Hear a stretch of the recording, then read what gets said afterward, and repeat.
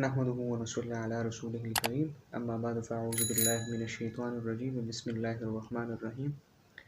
رسول الله صلی الله علیه وسلم د دنیا ته الله رب العالمین را لېږلی دی او رسول الله صلی الله علیه وسلم د دې امت لپاره د اخلاق یو نمونه وه.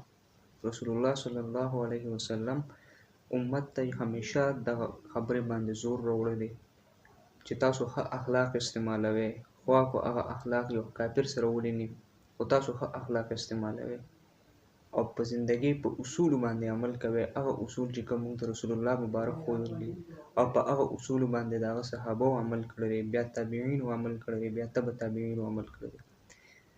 رسول الله صلی الله علیه وسلم د ژوند یو څو اصول دي چې رسول الله صلی الله علیه وسلم د ژوند یو څو اصول چې رسول الله مبارک پای عمل کړی دی او هغه ذکر کړی دي، نو هغه دلته ما لیکلي دي.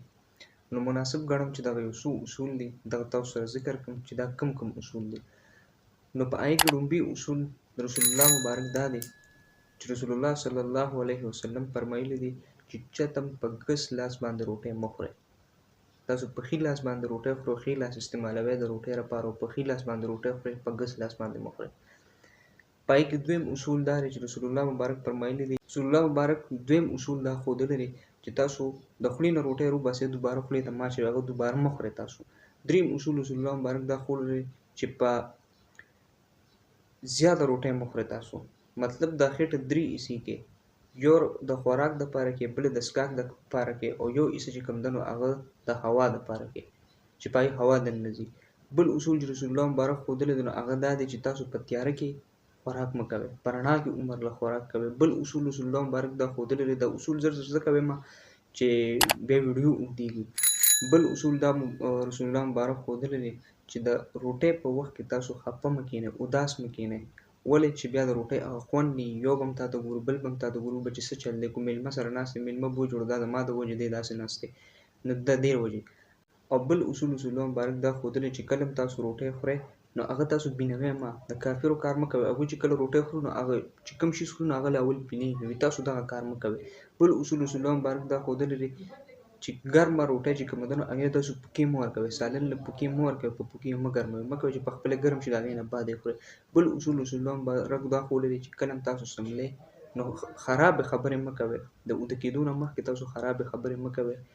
بل اصول دا رسول الله مبارک. بل اصول رسول الله صلی الله علیه وسلم دا ښودلی چې تاسو لاس نه ټقار مو وباسئ. زیاتر خلک یې هغوی د لاس نه ټقار وباسي، رسول الله مبارک فرمایي چې دغه لاس دا ټقار هم مه کوئ، دغه هم وباسئ. بل اصول رسول الله مبارک دا ښودلی دی چې کله هم تاسو بوټ اچوئ یا کیړی اچوئ نو هغه له اول ښه ښکلې څنډۍ د هغې نه بعد یې بیا اچوئ، ځکه چې هېڅ پته نه لګي چې په دې کې څه وي، څه به موجود دي، کیدای شي مار وي پکې، کیدای شي لړم وي پکې، کیدای شي مچۍ وي پکې، تاسو نقصان در رسولی شي. دغه بل اصول رسول الله مبارک دا ښودلی چې په غاښونو باندې کلک شیز تاسو کوم دی هغه مه ماتوئ او مه پرې کلک شیز خورئ. بل اصول رسول الله مبارک دا ښودلی دی چې تاسو په بیت الخلا کې یعنې مطلب په واشروم کې تاسو لاړې مه توکئ، تاسو په هغې کې لاړې مه توکئ. بل اصول رسول الله مبارک دا ښودلی چې په باتروم کې تاسو کله ناست یې نو هلته خبرې مه کوئ. بل اصول رسول الله مبارک دا ښودلی دی چې د مانځه په دوران کې تاسو بره مه ګورئ، اسمان طرف ته مه ګورئ. زیاتر خلک یې نیت یې تړلی او بره ګوري، نو رسول الله مبارک وایي دا مه کوئ. بل اصول رسول الله مبارک دا ښودلی دی چې د سهار مانځه نه پس، مازدیګر مانځه نه پس او ماښام مانځه نه پس، د دې نه پس تاسو اوده کېږئ مه.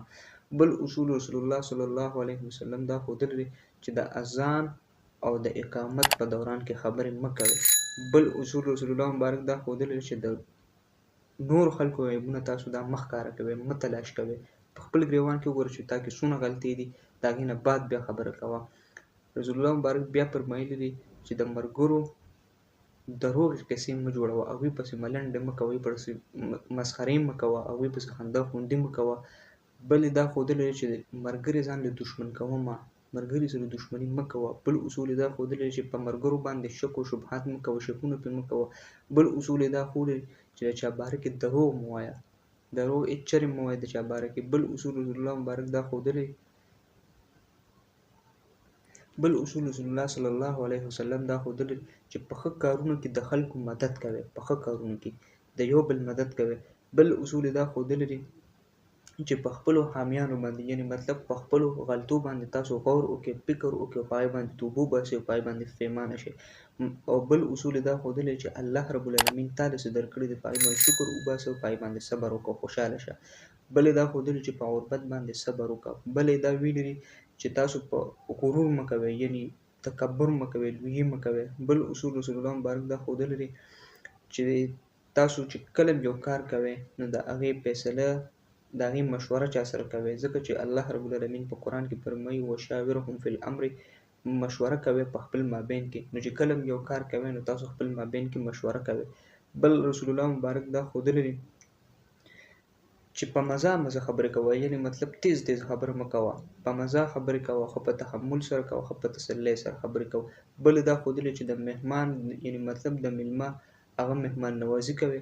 نو دغه یو څو اصولو د رسول الله صلی الله علیه او یو اصول یې دا ښودلی رسول الله مبارک چې روزانه 100 کرته استغفار وایه، چې هغه رسول الله مبارک فرمایي چې زه یې هم وایم.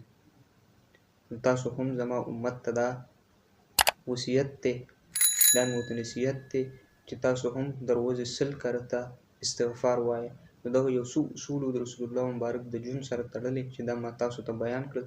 تقریبا 35 اصول دي چې دا ما تاسو ته بیان کړل. الله رب العالمین دې په دې اصولو باندې لاول ما له د عمل کولو توفیق راکړي، بیا تاسو له. که ویډیو هم خوښه شوي خپلو ملګرو سره شیر کړئ. زما دا چینل عمیر خان تورنګزی ځان سره ضرور هم سبسکرایب کړئ. والسلام.